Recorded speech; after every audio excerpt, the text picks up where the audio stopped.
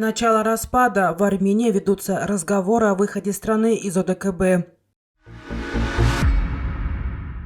В Таджикистан прилетел новый самолет Рахмона.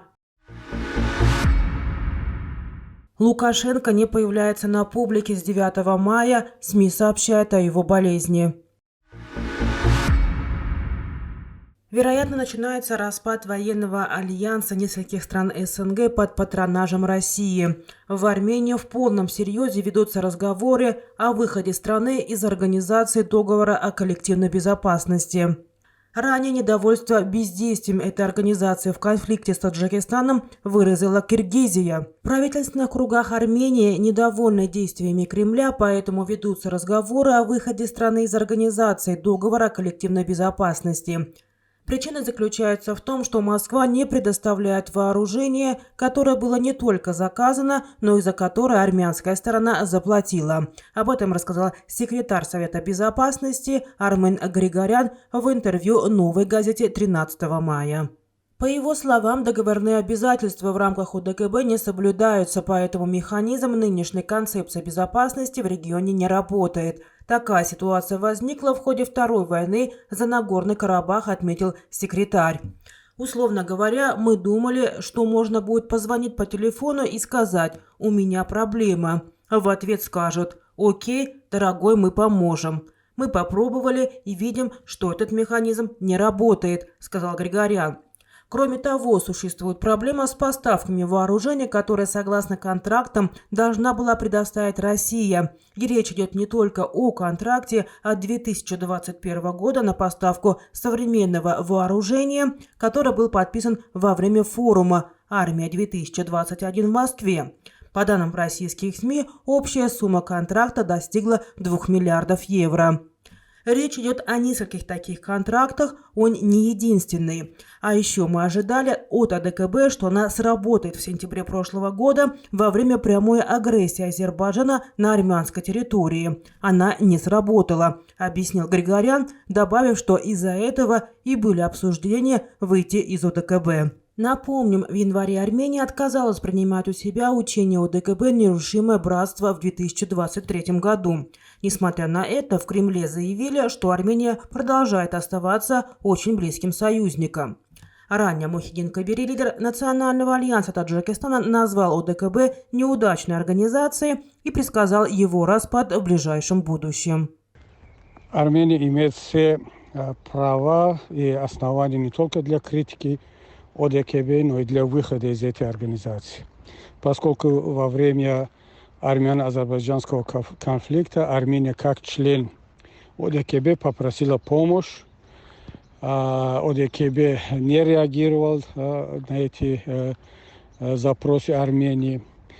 И таким образом показала, что она недееспособная организация, это не та военная организация, которая обслуживает интересы государств-членов этой структуры. Она больше похожа на региональную полицейскую организацию, структуру, которая обслуживает верхушки. А в данном случае только верхушки одного государства, России. Например, во время казахских событий ОДКБ отправила туда свои войска, и даже не только Россия, но и заставили других государств, членов отправить туда, пусть символически, но ограниченное количество солдат и офицеров. И хотя там в Казахстане не было никакой внешней угрозы. Это все говорит о том, что решения в рамках ОДКБ принимаются вопреки уставу этой организации. И быть членом такой организации для государств, которые считают себя независимыми, не только не имеет никакого смысла, более того, может даже угрожать безопасности этих государств. Поэтому я считаю, что если Армения выйдет из состава ОДКБ, оно просто заслуживает больше уважения. Но если даже этого не случится в ближайшее время, сама критика этой Армении и то, что они отказались от проведения совместного учения и принятия у себя мероприятий в рамках ОДКБ, это о многом говорит. Так что в целом я считаю, что любая уважающая себя государство и нация должна покинуть ряды таких искусственно созданных структур, как ОДКБ. Самолет Boeing 787-8 Dreamliner, который, как ранее сообщалось, Таджикистан закупил в Мексике за $92 миллиона, сегодня утром 15 мая прилетел в Таджикистан. Власти до сих пор не комментируют покупку и использование этого самолета. По данным портала Flight Radar, который показывает движение самолетов в режиме реального времени, самолет с кодом EY001 вылетел из Сан-Бернардино и приземлился в международном аэропорту Душанбе в 7:36 утра 15 мая. Кроме того, 14 мая Боб Аллен, официальный представитель компании Normandic Aviation Group, которая занимается инспекцией, покраской и арендой самолетов, опубликовал в своем твиттере несколько фотографий салона и внешнего вида самолета, отметив под фото, что после покраски и нанесения символики Таджикистана самолет вылетел в эту страну. Самолет, на котором раньше были флаг и герб Мексики, был покрашен в Сан-Бернардино. О том, что самолет может быть бортом номер 1 Таджикистана, свидетельствует герб и флаг. Только главный самолет страны может иметь на своем борту национальную символику. Между тем, таджикские власти не комментируют покупку этого самолета. Как сообщает Азия Плюс, пресс-секретарь президента Таджикистана Абдулфатох Шарифзода по поводу подтверждения факта прибытия в Душанбе спецсамолета лишь коротко сказал: «У меня нет информации». Также информагентство пишет, что у них не увенчались успехом попытки найти дополнительную информацию о закупке и доставке самолетов в Душанбе в Агентстве гражданской авиации и Госкомитете по инвестициям и управлению госимуществом Таджикистана.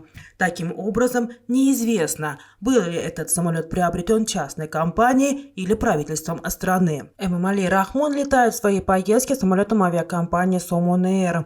О том, что правительство Таджикистана купило за 1 миллиард 658 миллионов 684 400 песо, это около $92,9 миллионов, президентский Boeing 787, 20 апреля сообщил президент Мексики Андрес Мануэль Лопес Обрадор.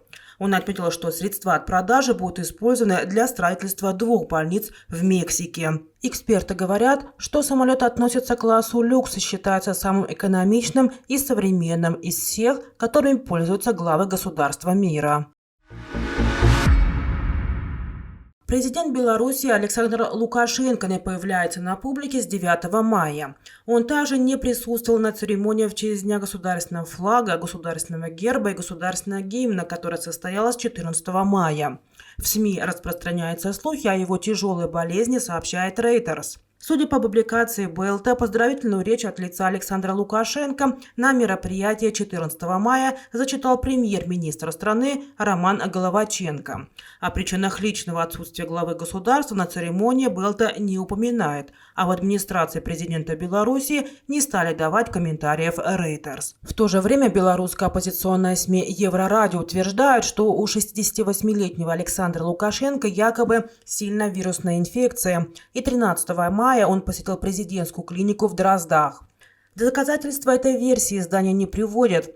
Российский коммерсант со ссылкой на первого замглавы Комитета Госдумы Российской Федерации по делам СНГ Константина Затулина пишет, что президент Беларуси просто заболел, но отметил, что речь не о ковиде. Также Затулин отметил, что ничего сверхъестественного в болезни Александра Лукашенко нет.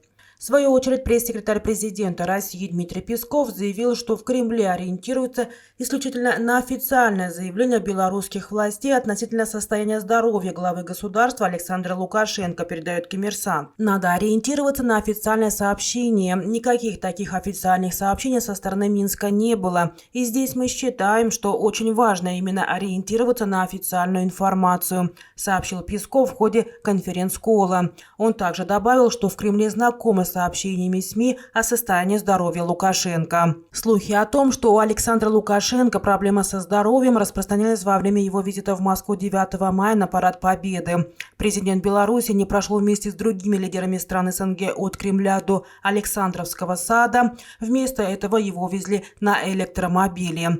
Он также покинул российскую столицу раньше других приглашенных на торжественное мероприятие глав государств. В тот же день в Минске Лукашенко не выступил с традиционной речью ко Дню Победы. Это по поручению главы государства сделал министр обороны страны Виктор Хренин.